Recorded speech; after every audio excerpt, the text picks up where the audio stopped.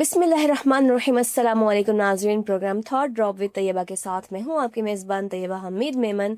और आज के इस खूबसूरत से प्रोग्राम में जो कि हम मुहर्रमुल हराम के हवाले से खूबसूरत सी नशरियात पेश कर रहे हैं, आपको खुशामदीद कहूँगी। हमारे साथ इस वक्त जो हमारी बहुत ही खूबसूरत सी मेहमान मौजूद हैं, किसी तारुफ की मोहताज नहीं।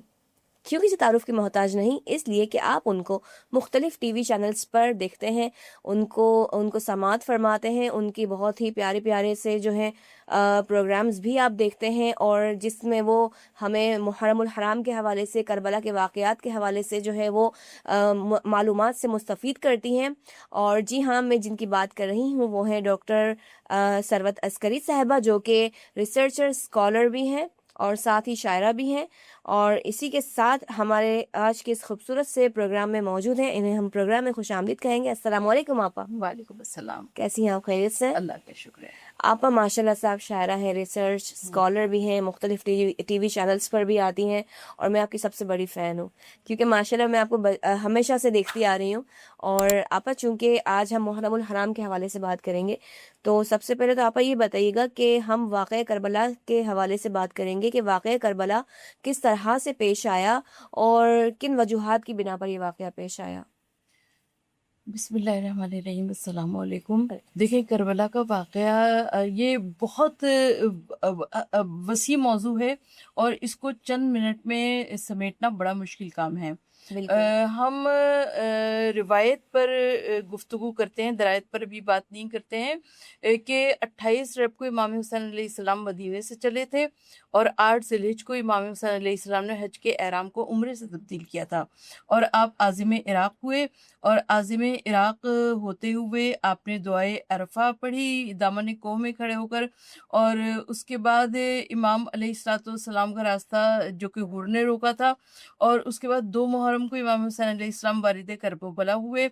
7वीं मुहर्रम से बंदिश आब हो गई। बंदिश आब तो शायद उससे पहले की थी, मगर 7 मुहर्रम को अलतश की सदाएं बुलंद हुई बिल्कुल। और 9 मुहर्रम को एक रात की मोहलत इबादत के तौर पर मांगी और 10 मुहर्रम को मैदान कारसार गर्म हुआ।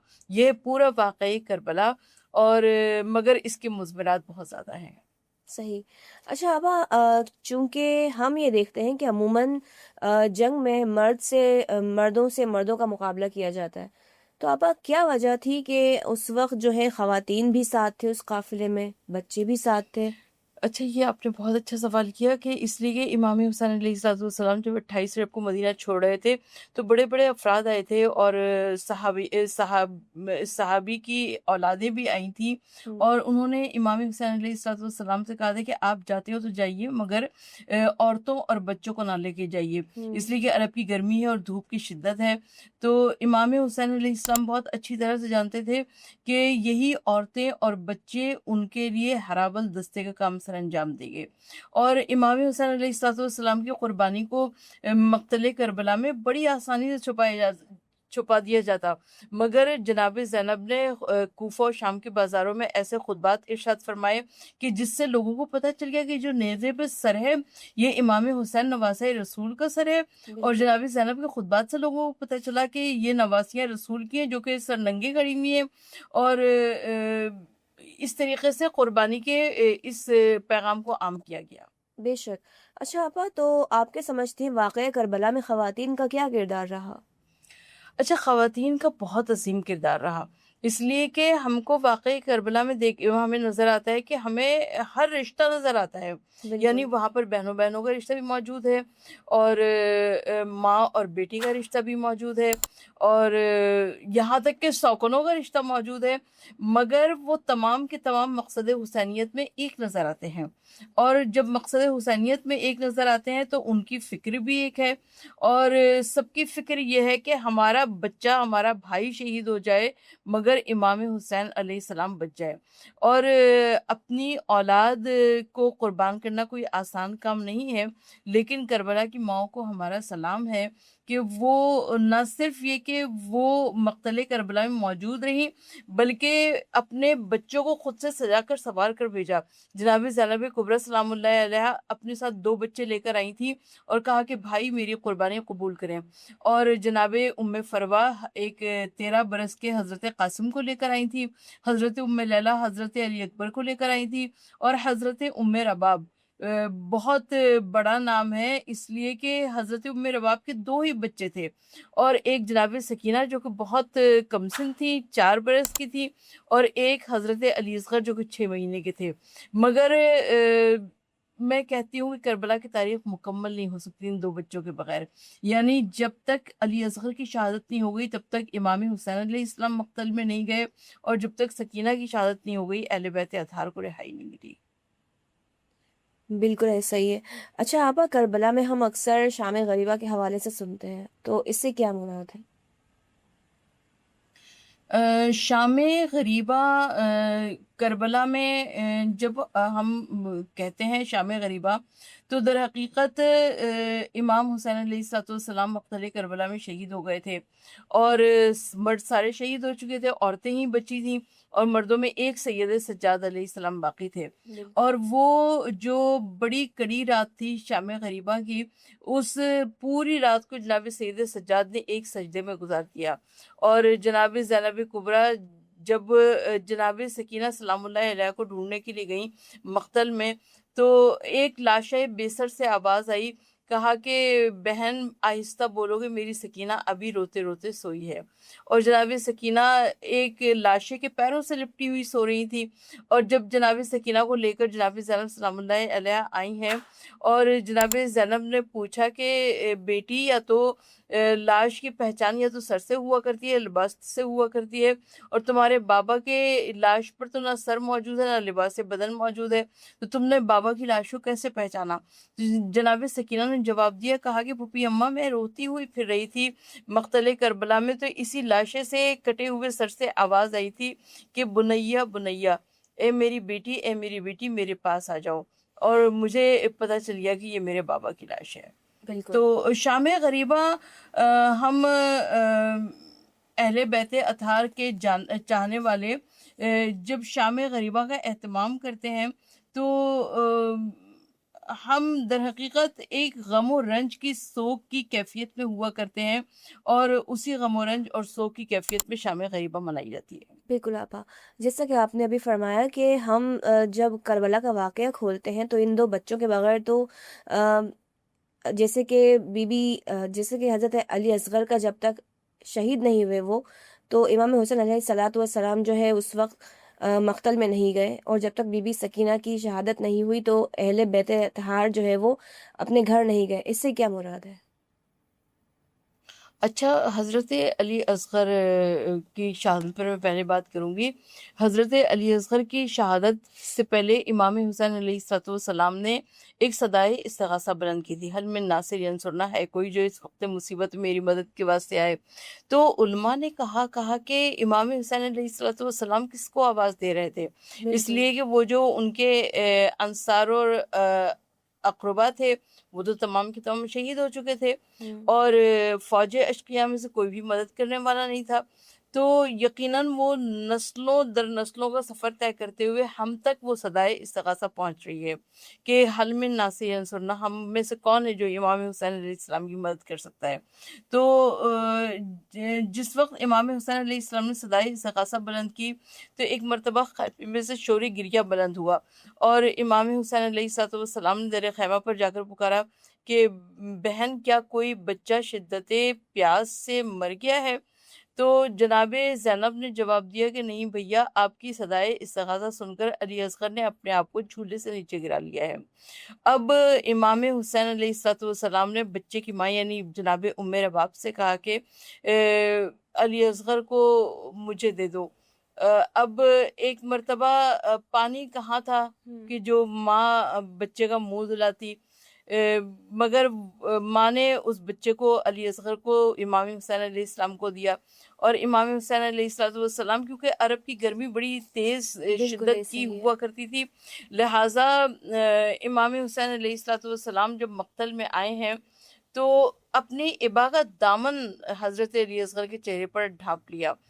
اب جب ان کو آتے ہوئے دیکھا اس شان سے تو لشکر یزید میں کچھ لوگوں نے کہا کہ شاید حسین صلح کے لیے قرآن لا رہے ہیں. مگر جب امام حسین علیہ الصلوۃ والسلام نے قریب آ کر ابا کا دامن ہٹایا تو معلوم یہ ہوا کہ وہ قرآن نہیں تھا بلکہ قرآن ناطق کا ایک سپارہ تھا، اور کہا کہ علی اصغر حجت کو تمام کر دو. علی اصغر نے اپنی پیاسی زبان کو اپنے لبوں پر پھیرا، اور یہ منظر دیکھ کر لشکر یزید کے سپاہی منہ پھیر پھیر کے رونے لگے.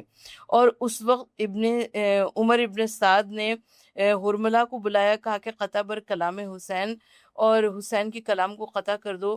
تو حرملہ نے وہ تیر سہ شعبہ کھینچا جو کہ عرب کی سرزمین پر اونٹوں کو نہر کرنے کے لیے استعمال کیا جاتا تھا، اور وہ تیر سہ شعبہ کھینچ کر ایک مرتبہ علی اصغر کے گلے پر مارا، اور وہ تیر سہ شعبہ ایسا تھا کہ حضرت علی اصغر کا گلا چھٹ گیا، امام حسین علیہ السلام کا بازو ٹوٹ گیا، اور اس کے بعد وہ تیر جا کر زمین میں پیوست ہو گیا اور چند قطرے خون کے نکلے. اور امام حسین علیہ السلام نے چاہا کہ اس کو جانب آسمان اس خون کو پھینکے. آسمان سے صدا آئی کہ اگر حسین یہ خون ناحق میری جانب آیا تو تا قیامت ایک قطرہ بارش کا نہ برسے گا. امام حسین علیہ السلام نے چاہا کہ جانب زمین پھینکے. ایک مرتبہ زمین صدا آئی کہ حسین اگر یہ خون ناحق میری سمت آیا تو تا قیامت ایک دانہ اناج کا نہ اگے گا. اب حسین ابن علی کتنے مجبور تھے. انکار آسماں کو ہے راضی زمین نہیں، اصغر تمہارے خون کا ٹھکانہ کہیں نہیں. امام حسین علیہ السلام نے اس خون کو چلو پر خون کو اپنے چہرے پر مل لیا، اور امام حسین علیہ السلام اصغر کے لاشے کو لے کر چلے ہیں. ایک مرتبہ محسوس کیا ہوا امام حسین علیہ السلام نے سوچا کہ اس علی اصغر کے لاشے کو پشت خیمہ پر جا کے دفن کر دیں. امام حسین علیہ السلام چند قدم آگے بڑھے، پھر خیال آیا کہ خیمے میں ماں بیٹھی ہوگی اور ماں کہتی ہوگی کہ میرا علی اصغر مولا صبح سے سب کے لاشیں لے کر آئے، میرے علی اصغر نے کیا قصور کر دیا تھا جس کی وجہ سے اس کا لاشا نہیں آیا. اور چند قدم مولا آگے بڑھے ہیں، چند قدم مولا پیچھے ہٹے ہیں، اور یہ جزو اعمال عاشورہ کا قرار پایا. رضن بقضاء تسلیما لامر انا للہ و انا الیہ راجعون. اور امام حسین علیہ السلام نے پشت خیمہ پر پہنچ کر ننھی سی قبر کھود کے اصغر کو گاڑ کے شبیر اٹھ کھڑے ہوئے دامن کو چھاڑ کے، اور امام حسین علیہ السلام نے ایک ننھی سی قبر بنائی، اور اس کے بعد امام حسین علیہ السلام آخری رخصت کے لیے خیمے میں آئے ہیں. صحیح. اچھا آپا، جب حضرت امام حسین علیہ السلام تشریف لے گئے مقتل کی جانب تو اس وقت کیا واقعات پیش آئے؟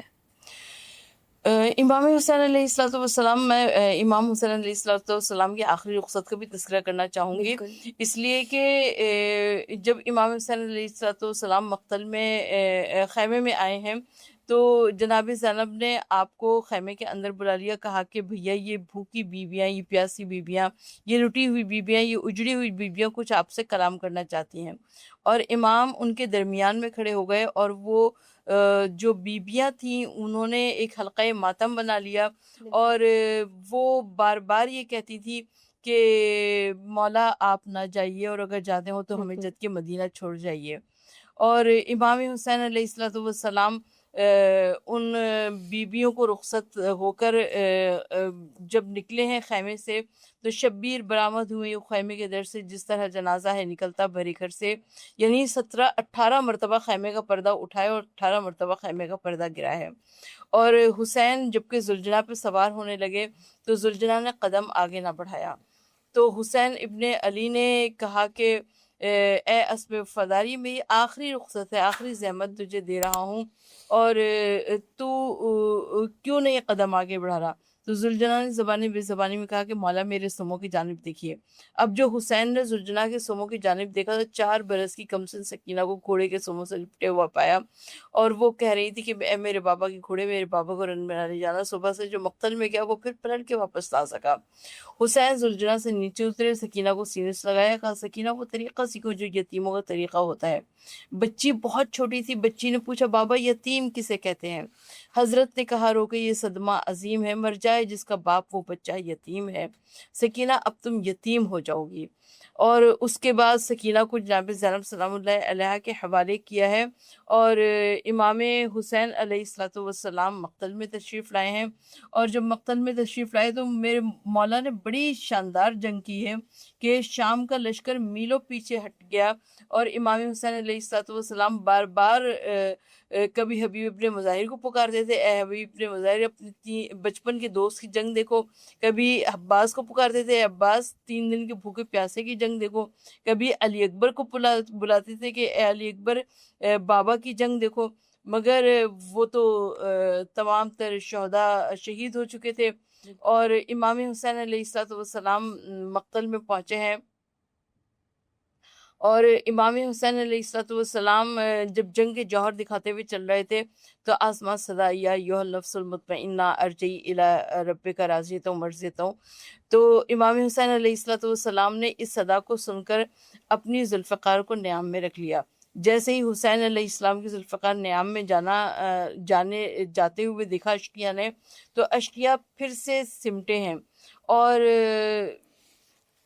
کسی نے نیزہ مارا، کسی نے تیر مارا، کسی نے تلوار ماری، کسی کو کچھ نہ ملا تو اس نے زمین کربلا پہ سے پتھر اٹھا کے مارنے شروع کر دیے، کسی کو کچھ نہ ملا تو اس نے وہ زمین کربلا کی جلتی ہوئی ریت تھی اس کو اٹھا کر حسین کے زخموں میں ڈالنی شروع کر دیے۔ اور امام حسین علیہ السلام پر ایک ایسا وقت آیا کہ حسین نہ فرش زمین پر تھے نہ فرش زین پر تھے، یعنی امام حسین علیہ السلام فرش زین سے بھی گر چکے تھے، فرش زمین تک پہنچے نہیں، اس لیے کہ حسین کے جسم اطہر پر اتنے تیر معلق تھے کہ پیوست تھے کہ حسین کا لاشا تیروں پہ معلق ہو گیا تھا۔ اور امام حسین علیہ السلام یعنی جو آتا امام حسین علیہ السلام کو قتل کرنے کے لیے تو وہ اس کی امام حسین علیہ السلام کی ہیبت اتنی تھی کہ وہ قریب نہیں پہنچ پاتا تھا۔ اور امام حسین علیہ السلام نے ایک مرتبہ شمر نے کہا کہ جناب زینب کا نام لیا کہ خیموں پہ حملہ کر دو، بس امام حسین کسی کو سمجھ میں نہیں آ رہا تھا کہ امام حسین علیہ السلام زندہ ہے کہ نہیں ہے، اور جناب امام حسین علیہ السلام نے اس وقت کو کھولا اور کہا کہ خبردار کوئی خیمے میں نہ جانے پائے۔ تو اس طرح لوگوں کو پتہ چلا ہے کہ امام حسین علیہ السلام زندہ ہے، اور شمر نے وہ بے ادبی کی کہ زمین و آسمان تھلا گئے، یعنی شمر نے امام حسین علیہ السلام کے سینے پر پیر رکھا، تیر جسم سے آر پار ہوئے ہیں، اور گلوئے حسین پر خنجر چلانا شروع کیا ہے۔ بعد شہادت حسین جبکہ دربار یزید میں یہ قافلہ پہنچا تو یزید نے کہا کہ حسین کا 3 دن کا پیاسا گلا تجھے 13 ضربیں لگانے کی کیوں ضرورت پیش آئی؟ شمر نے کہا کہ میں کیا کرتا، جب بھی میں حسین کے پر خنجر سے حملہ کرنے لگتا تو کسی بیوی کے 2 ہاتھ آگے آ جاتے تھے، اور وہ کہتی تھی کہ شمر خنجر نہ چلانا، میں نے حسین کو بڑی محنت سے بڑی چکیاں پیس کر بڑی محنت سے پالا ہے، تو اس وجہ سے مجھے 13 خنجر لگانے پڑے۔ اور روایت یہ کہتی ہے کہ جناب زینب مسلح عبادت پر بیٹھی ہوئی تھی اور جناب سکینہ در خیمہ پر انتظار میں کھڑی ہوئی تھی، اور وہ اپنے بابا کا انتظار کر رہی تھی، مگر حسین نہیں آئے۔ حسین کا خون میں ڈوبا ہوا زلجنا آیا، اور سکینہ نے ایک مرتبہ زلجنا کے گلے میں باہوں کو ڈال دیا کہ اے زلجنا میرے بابا کو کہاں چھوڑ آئے۔ اور روایت یہ بتاتی ہے کہ اس وقت سکینہ کی نظر نیزہ طویل پر جا پڑی جس پر سر حسین بلند تھا، اور مابین زمین و آسمان ندا آ رہی تھی، اللہ قتل حسین بے کربلا، اللہ ذبح حسین بے کربلا۔ صحیح۔ اچھا آپ اگر ہم بات کریں کہ علی کی بیٹی یعنی زینب جس نے یزید کے دربار میں وہ تاریخی خطبہ دیا کہ جس کو آج بھی لوگ یاد کرتے ہیں، اس حوالے سے کچھ بتائیے گا۔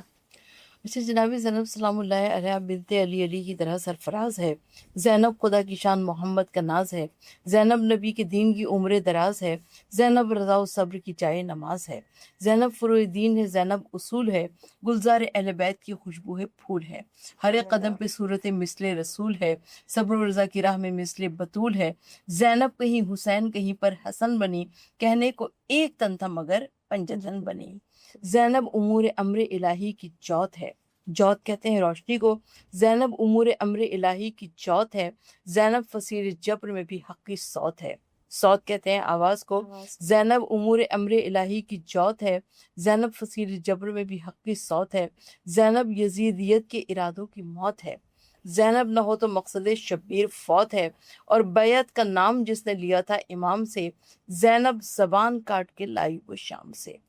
جس وقت جناب زینب سلام اللہ علیہ یزید کے دربار میں پہنچی ہیں تو ایک مرتبہ یزید نے جناب زینب کو مخاطب کر کے کہا کہ کچھ دیکھا تم نے تمہارے خاندان والوں کے ساتھ خدا نے کیا کیا کربلا میں؟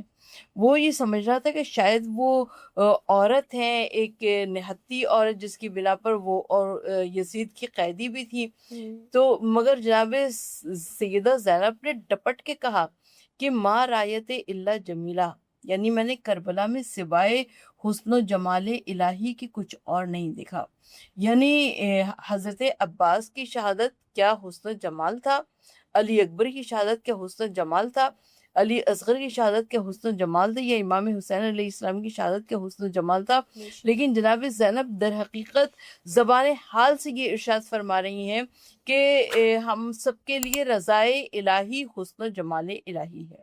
بے شک بے شک۔ آپا یہ بتائیے گا کہ اگر ہم بات کریں عباس کی، عباس علمدار تھے، اور اگر ہم دیکھیں کہ ایک تاریخی واقعہ ہے کہ جب بی بی سکینہ بہت زیادہ پیاسی ہوئی تھی اور وہ جو ہے پانی کے لیے جو ہے کہہ رہی تھی، تو عباس علمدار رضی اللہ تعالیٰ عنہ اس وقت اجازت لینے کہ آقا مجھے اجازت دیں تاکہ میں سکینہ کے لیے پانی لے کر آ سکوں، اس واقعے کے حوالے سے بتائیے گا۔ حیدر کے بعد ملک شجاعت کا تاجور، وہ بادشاہ صبر و تحمل کا ہم سفر، جس نے کیا ہے لٹ کے دل آدمی میں گھر، جس کے لہو سے دھل کے نکھرتی رہی سحر، وہ جس کی پیاس چشمہ آب حیات ہے، وہ جس کا نام آج بھی وجہ نجات ہے۔ عباس اوج حق بھی، غرور انام بھی، یعنی کلیم طور وفا بھی، کلام بھی، حسن فروغ صبر نصیر امام بھی، بھائی بھی تھا شریک سفر اور غلام بھی، عباس بندگی میں وہ آقا نواز تھا، اور شبیر فخر کرتے تھے زینب کو ناز تھا، اور وہ حشر کی تپش کا بھلا کیوں گلا کرے، عباس کا علم جسے چھاؤں عطا کرے۔ حضرت عباس علمدار مقتل کربلا میں جناب سکینہ کے لیے پانی لینے کے لیے گئے ہیں۔ حضرت عباس کو جنگ کی اجازت نہیں ملی، وہ صرف پانی لینے کے لیے گئے تھے، یعنی یہ بھی مصلحت امام تھی کہ 4 تلواریں ایسی تھیں جن کا عرب میں کوئی مقابلہ نہیں کر سکتا تھا۔ حضرت مسلم بن عقیل ان کو سفیر بنا کر امام حسین علیہ السلام نے کوفے میں بھیج دیا، حضرت محمد بن حنفیہ ان کو مدینے میں چھوڑ دیا، اور حضرت عباس جن کو بھیجا ہے مگر ان کو جنگ کی اجازت نہیں دی، اور امام حسین علیہ السلام نے خوب جنگ کی، اور روایت یہ کہتی ہے کہ حضرت عباس علمدار نے سکینہ کا مشق بھرا ہے، اور حضرت عباس نے گھوڑے کو ایڑ لگائی، وہ چاہتے ہیں کہ سکینہ تک پانی پہنچ جائے۔ ایک مرتبہ لشکر یزید میں شروع ہوا، خبردار خیام حسینی میں پانی نہ جانے پائے۔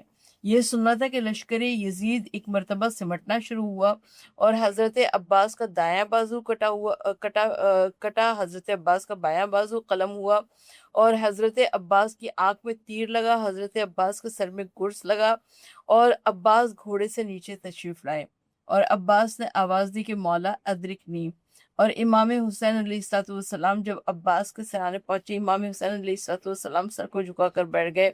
حضرت امام حسین علیہ السلام کی نگاہوں میں ایک تاریخ وفا گھوم رہی تھی کہ عباس کل تو تم پیدا ہوئے تھے، عباس میں نے تمہارا نام رکھا تھا، عباس میرا لعاب دہن تمہاری پہلی گھٹی قرار پائی، تو امام حسین علیہ الصلوۃ والسلام سے حضرت عباس نے کہا کہ مولا جب میں دنیا میں آیا تھا میں نے سب سے پہلے آپ کی زیارت کی تھی، اور جب میں دنیا سے جا رہا ہوں تو میں سب سے آخر میں آپ کی زیارت کرنا چاہتا ہوں۔ امام حسین علیہ الصلوۃ والسلام نے پوچھا کہ عباس کون سا امر مانے ہے، اور حضرت عباس علمدار نے فرمایا کہ مولا ایک آنکھ میں تیر پیوست ہے اور دوسری آنکھ میں سر کا خون بھرا ہوا ہے۔ مولا حسین علیہ السلام نے اپنی ابا کے دامن سے عباس کی آنکھ کا لہو صاف کیا اور بھائی کے زانوں پر بھائی کا دم نکل گیا۔ تو ہم جب واقعی کربلا میں حضرت عباس علمدار کی بات کرتے تو حضرت عباس کی ایک مرکزی شخصیت ہے واقعی کربلا میں، اور حضرت عباس علمدار کا علم بہت مشہور ہے۔ اور جب مولا امام حسین علیہ الصلوۃ والسلام حضرت عباس کے دونوں بازو، کیونکہ حضرت عباس نے وصیت کر دی تھی مولا میرے جنازے کو خیمے میں نہ لے جائیے گا، کیونکہ میں سکینہ سے پانی کا وعدہ کر کے آیا تھا، سکینہ تک پانی نہ پہنچا سکا تو مجھے بڑی شرم آئے گی۔ مولا حسین علیہ الصلوۃ والسلام نے حضرت عباس کے دونوں کٹے ہوئے بازو اٹھائے، حضرت عباس کا چھدا ہوا علم اٹھایا، اور حضرت عباس علمدار کا علم اور دونوں بازو لے کر وہ خیمے میں پہنچے ہیں، اور جناب زینب سلام اللہ علیہا کے سامنے وہ رکھ دیا، کہا کہ لو اب نشانی شہید حضور سوار لو اور پنجہ علم کا کھول دو، پٹکا اتار دو۔ اور جناب زینب سلام اللہ علیہا نے جس وقت جناب زینب کا علم بڑھانے کا نام سنا تو جناب زینب سلام اللہ علیہا کو تمام بیویوں کو تابع ضبط نہ رہی۔ میں کہوں کہ جناب زینب وہ کربلا تھا جہاں آپ کے بھائی کا علم بڑھا دیا گیا۔ آج ہر عزاخانے میں حضرت عباس علمدار کا علم موجود ہے، ہر جلوس میں آگے سب سے بڑھ کر حضرت عباس کا علم ہوتا ہے۔ ماشاء اللہ ماشاء اللہ۔ اچھا آپا یہ بتائیے گا کہ ہم نے جعفر جن کا بھی واقعہ سنا کربلا میں کہ جو ہے اللہ رب العزت نے تو جنات کی فوج بھی بھیج دی تھی امام حسین علیہ الصلوۃ والسلام کی مدد کے لیے، یہ واقعہ کیا تھا؟ حضرت جعفر جن کا واقعہ بہت مشہور ہے اور یہ تصدیق شدہ ہے، اور حضرت جعفر جن کو جب حضرت جعفر جن کو جب کربلا میں بھیجا گیا تو روایت یہ کہتی ہے کہ حضرت جعفر جن جب کہ امام حسین علیہ الصلوۃ والسلام کے پاس پہنچے ہیں تو حضرت جعفر جن نے کہا کہ مولا مجھے حکم دیجئے کہ میں آپ کی مدد کر سکوں، اور امام حسین علیہ الصلوۃ والسلام نے کہا کہ اے جعفر مجھے تمہاری مدد کی ضرورت نہیں ہے، نانا کی امت ہے، یعنی نانا کی امت کی خاطر امام حسین علیہ الصلوۃ والسلام نے اپنی قربانی دے دی، اور حضرت جعفر جن کو کوئی جنگ کی اجازت نہیں ملی، اور حضرت جعفر جن روتے ہوئے روانہ ہوئے مقتل کربلا سے۔ بالکل۔ اچھا آپا یہ بتائیے گا کہ اگر ہم دیکھیں واقعہ کربلا سے ہمیں بہت ہی عمدہ سبق حاصل ہوتا ہے، تو آپ کو نہیں لگتا کہ آج جو ہم غزہ اور فلسطین کے حالات دیکھتے ہیں تو وہ بھی ہمیں کربلا سے کم نہیں لگتے؟ وہاں بھی مسلمانوں کو جس طرح سے ظلم و بربریت کا نشانہ بنایا جا رہا ہے، 57 مسلم ممالک خاموش بیٹھے ہوئے، تماشائی بنے بیٹھے ہوئے۔ انسان کو بیدار تو ہو لینے دو، ہر قوم پکارے گی ہمارے ہیں حسین۔ بالکل یقیناً ہم جب غزہ اور فلسطین کی بات کرتے ہیں تو ہمارے پیش نظر کربلا کا واقعہ بھی ہے، مگر اسلام زندہ ہوتا ہے بس کربلا کے بعد، یعنی بالکل۔ کربلا ایک ہی منعقد ہوئی تھی اور کربلا کے بعد ہمیں کوئی کربلا نظر نہیں آتی ہے، لیکن غزہ اور فلسطین میں بھی بہت ظلم ہو رہا ہے، اور مگر تمام اسلامی ممالک خاموش ہیں، مگر ایک ایران جو فلسطینیوں کے لیے بول رہا ہے، اور ظاہر ہے ان کی رگوں میں بھی امام حسین علیہ الصلوۃ والسلام کا خون بالکل ہے۔ ایسا ہی ہے۔ تو آپا آج کے اس پروگرام کے حوالے سے آپ مسلمانوں کو کیا میسج دینا چاہیں گے؟ میں مسلمانوں کو میسج یہ دینا چاہوں گی کہ اگر کسی نے اپنی مجلسوں میں فلسطین کے لیے بات نہیں کی تو شمر بھی اس مجلس میں ماتم کرتا ہوگا۔ بس یہ میرا پیغام ہے۔ صحیح۔ بہت شکریہ آپا کہ آج پروگرام میں آپ تشریف لائیں، اور ہمارا آج کا یہ پروگرام بہت اچھا رہا کیونکہ آپا ہمارے ساتھ تھی ڈاکٹر ثروت عسکری صاحبہ، اور بہت بہت شکریہ آپا پروگرام میں تشریف لائیں۔ اور اسی کے ساتھ پروگرام تھاٹ ڈراپ ود طیبہ کے ساتھ میں آپ کی میزبان طیبہ حمید میمن اب آپ سے لوں گی اجازت۔ اپنا بہت خیال رکھیے گا۔ اللہ حافظ۔